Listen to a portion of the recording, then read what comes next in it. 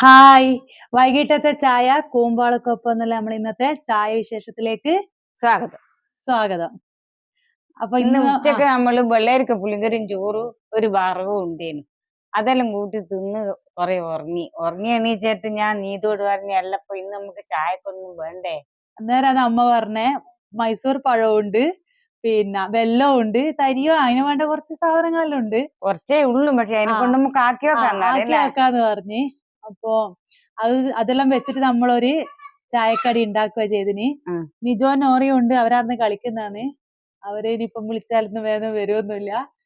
അപ്പൊ ഇന്ന് കട്ടൻ ചായയും ചായന്റെ കടി ഇതാ ഉണ്ണിയപ്പം. ഇതാണ് നമ്മള് നോക്കിയതാണ്.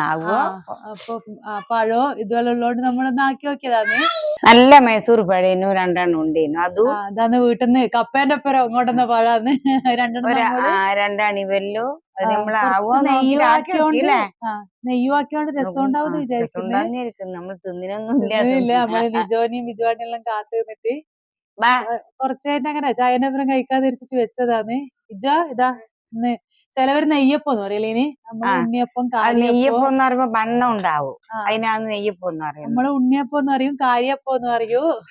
ഉണ്ണിക്കന്നെ വച്ചു കൊടുക്കാം അല്ലെ. നോറ ഇന്ന നോറോ എന്നാ ഇനി കേറാ, നീയല്ലേ മൂത്ത പുത്രേ. ഉണ്ണിക്കിതാ അപ്പൊ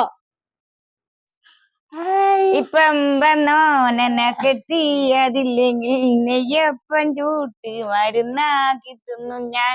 ഇന്ന് നമ്മള് ഉണ്ണിയപ്പോ കട്ടൻ ചായയും കുടിക്കലാന്ന്. അപ്പൊ അധികം നീട്ടി വലിക്കുന്നില്ല.